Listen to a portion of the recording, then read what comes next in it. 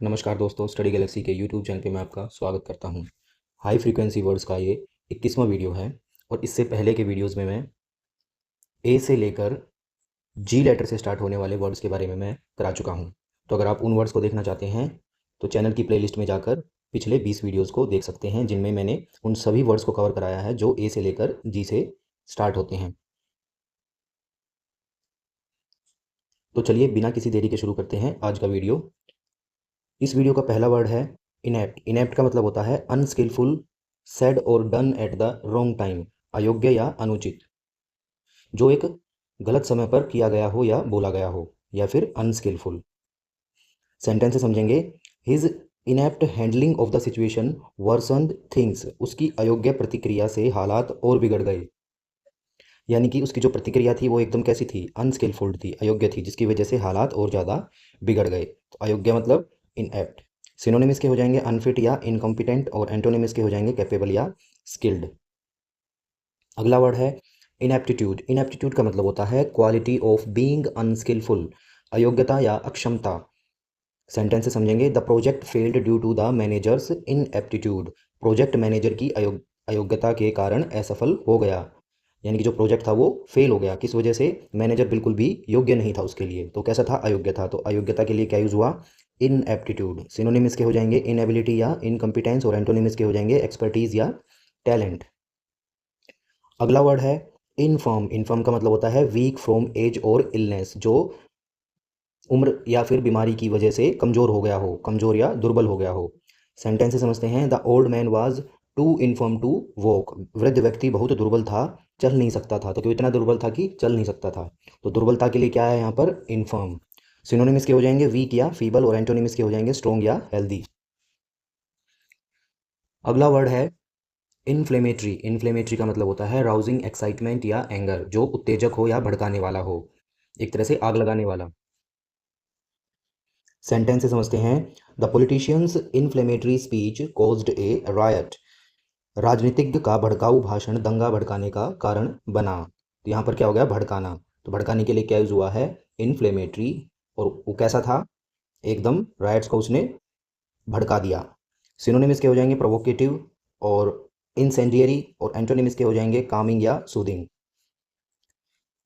अगला वर्ड है इनफ्लिक्ट। इनफ्लिक्ट का मतलब होता है टू कोज वुंड्स या पेन, थोपना या नुकसान पहुंचाना। सेंटेंस से समझते हैं। The villain inflicted pain on the hero, villain ने हीरो को दर्द पहुंचाया। तो एक तरह से अगर कोई किसी को दर्द पहुंचाता है या नुकसान पहुंचाता है तो उसको क्या बोलेंगे, इन्फ्लिक्ट। सिनोनिम्स के हो जाएंगे इम्पोज या कॉज, और एंटोनिम्स के हो जाएंगे रिलीव या हील। अगला वर्ड है इनफ्रिंज। इनफ्रिंज का मतलब होता है टू ब्रेक ए लॉ और पैक्ट, उल्लंघन करना किसी कानून का या समझौते का। सेंटेंस से समझते हैं। He was find for infringing traffic rules, उस पर ट्रैफिक नियमों के उल्लंघन के लिए जुर्माना लगाया गया। तो उल्लंघन करना यानी इन्फ्रिंजिंग। सिनोनिम इसके हो जाएंगे वायलेट या ब्रीच, और एंटोनिम इसके हो जाएंगे ओबे या फॉलो।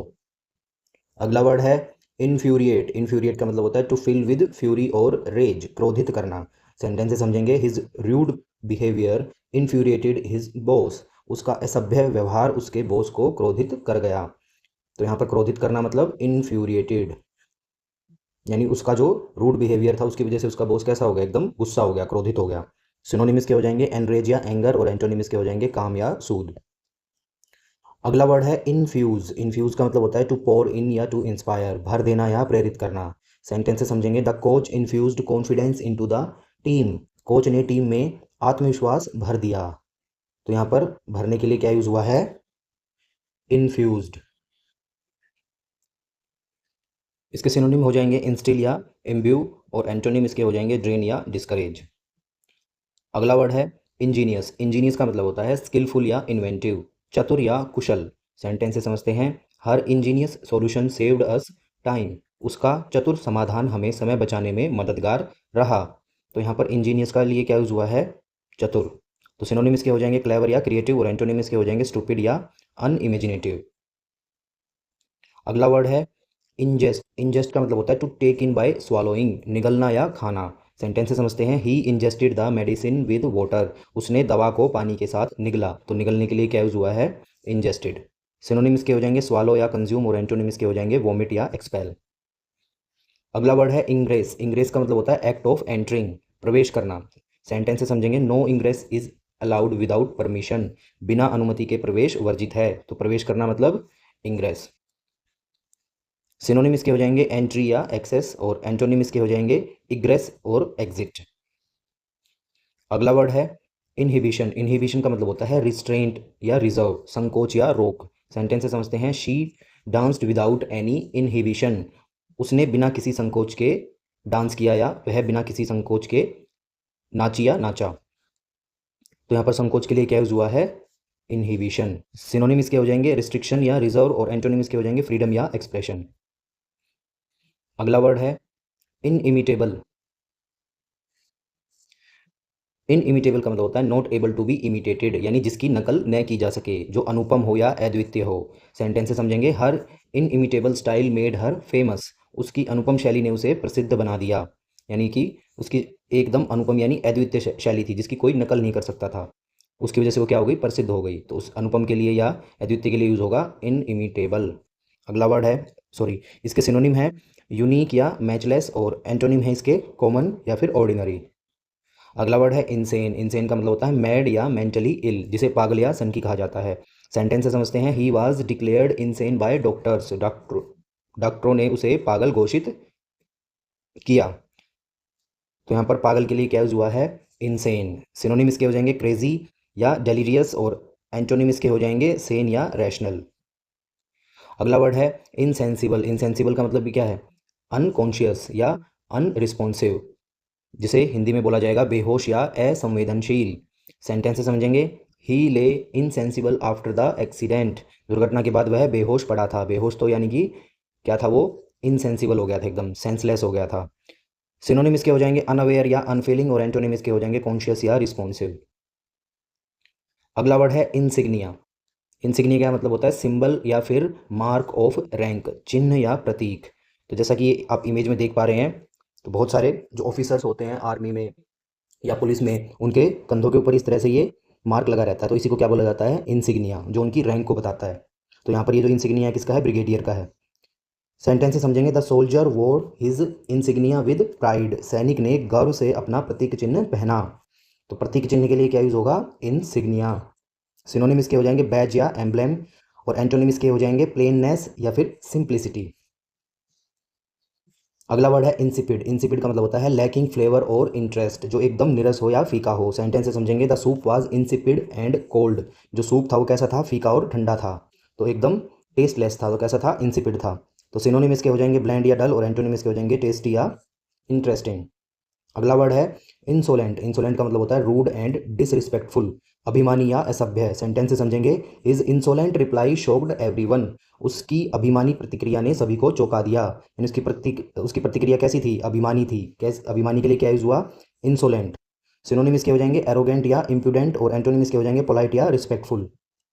अगला वर्ड है इंसोल्वेंट। इससे पहले क्या था, इंसोलेंट, ठीक है, इसमें वी नहीं आया था, यहाँ पर सिर्फ एक वी आ गया है, और वी आने से ही पूरा मतलब चेंज हो जाएगा। तो इंसॉल्वेंट का मतलब होता है अनेबल टू पे डेट्स, यानी जो दिवालिया हो गया हो, जिसके पास अपने डेट्स यानी अपने ऋणों को भुगतान करने की क्षमता उसकी एकदम खत्म हो गई है, एकदम दिवालिया हो गया है। सेंटेंस से समझेंगे, the company went insolvent last year, कि जो कंपनी थी वो एकदम पिछले साल दिवालिया हो गई। तो दिवालिया के लिए क्या यूज होगा, इनसॉल्वेंट। और यहाँ पर पिछला वर्ड क्या था, इनसोलेंट, जिसका मतलब था अभिमानी या असभ्य। तो एक वी आने से ही पूरे वर्ड का मतलब चेंज हो गया है यहाँ पर।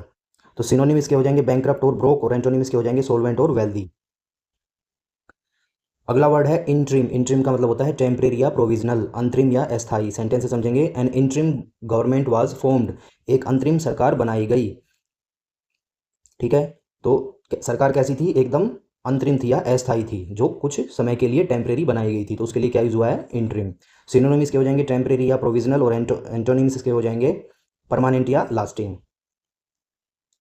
अगला वर्ड है इंटीमेट। इंटीमेट का मतलब होता है टू सजेस्ट और हिंट या क्लोज, सुझाव देना या घनिष्ठ। सेंटेंस से समझते हैं, he intimated that he might resign soon, उसने संकेत दिया कि वह जल्द इस्तीफा दे देगा या दे सकता है। तो उसने संकेत दिया, संकेत दिया के लिए क्या आया है, इंटीमेट, यानी कि एक तरह से उसने पहले ही सूचना दे दिया, कोई सुझाव दे दिया कि वो रिजाइन कर देगा। तो सुझाव देना या संकेत देने के लिए क्या यूज होगा, इंटीमेट करना। सिनोनिम्स के हो जाएंगे इम्प्लाई, सजेस्ट या क्लोज, और एंटोनिम्स के हो जाएंगे डिक्लेयर, डायरेक्टली या डिस्टेंट। अगला वर्ड है इंट्रैक्टेबल। इंट्रैक्टेबल का मतलब होता है हार्ड टू कंट्रोल, जिद्दी या नियंत्रित न होने वाला। सेंटेंस से समझेंगे, the problem proved to be intractable, यह समस्या बेहद जटिल साबित हुई, यानी कंट्रोल से बाहर साबित हुई। तो जटिल के लिए मतलब क्या यूज हुआ है, इंट्रैक्टेबल। सिनोनिम हो जाएंगे इसके अनरूली या स्टबन, और एंटोनिम इसके हो जाएंगे ओबीडियंट या मैनेजेबल। अगला वर्ड है इनंडेट। इनंडेट का मतलब होता है टू फ्लड, प्लावित करना या भर देना। सेंटेंस से समझते हैं, heavy rains inundated the city, तेज बारिश ने शहर को डुबो दिया, यानी कि पूरे शहर में क्या आ गई, बाढ़ आ गई। तो बाढ़ आने को क्या बोलेंगे, या पूरी तरह से पानी से भर गई तो कैसा हो गया, इनंडेटेड। सिनोनिम इसके हो जाएंगे फ्लड या ओवरहैम, और एंटोनिम इसके हो जाएंगे ड्रेन या एम्प्टी। अगला वर्ड है आइरेट। आइरेट का मतलब होता है वेरी एंग्री, क्रोधित। सेंटेंस से समझेंगे, the manager was irate at the delay, विलंब से मैनेजर बहुत नाराज हो गया या गुस्सा हो गया। तो गुस्सा होना या नाराज होना के लिए क्या यूज रखा है, आइरेट। सिनोनिम्स के हो जाएंगे एंग्री या फ्यूरियस, और एंटोनिम्स के हो जाएंगे काम या पीसफुल। अगला वर्ड है आयर। आयर का मतलब होता है इंटेंस एंगर या गुस्सा या रोष। सेंटेंस से समझते हैं, his constant laziness aroused his father's ire, उसकी लगातार आलसीपन ने उसके पिता का गुस्सा बढ़ा दिया। तो यहाँ पर गुस्सा के लिए क्या यूज हुआ है, आयर, और बढ़ा दिया यानी कि अराउज किया। तो सिनोनिम इसके हो जाएंगे एंगर या रेज या फ्यूरी, और एंटोनिम इसके हो जाएंगे काम या पीस। अगला वर्ड है इक्सम। इक्सम का मतलब होता है एनोइंग या इरिटेटिंग, जो कष्टप्रद हो या झुंझलाने वाला हो एकदम। सेंटेंस से समझते हैं, the long wait at the station was quite irksome, तो यानी कि स्टेशन पर लंबा इंतजार बहुत झुंझलाने वाला था, यानी कैसा था, इरिटेटिंग था। तो झुंझलाने के लिए क्या यूज हो रखा है यहाँ पर, इक्सम। सिनोनिम्स के हो जाएंगे बोरिंग, टीडियस या इरिटेटिंग, और एंटोनिम्स के हो जाएंगे प्लेजेंट या एंजॉयबल।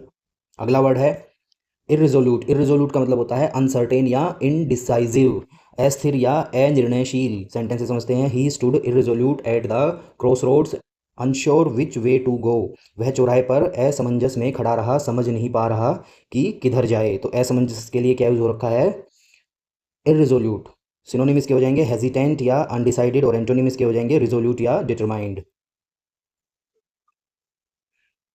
अगला वर्ड है इनएब्रिएटेड। इनएब्रिएटेड का मतलब होता है ड्रंक या इंटॉक्सिकेटेड, नशे में या एकदम मदहोशी की हालत में। सेंटेंस से समझते हैं, the man was clearly inebriated and unable to walk straight, वह व्यक्ति स्पष्ट रूप से नशे में था और सीधे नहीं चल पा रहा था। तो नशे में था, इसके लिए क्या यूज हो रखा है, इनएब्रिएटेड। सेंटेंस इसके हो, सिनोनिम इसके हो जाएंगे ड्रंक और इंटॉक्सिकेटेड, और एंटोनिम इसके हो जाएंगे सोबर या क्लियर हेडेड।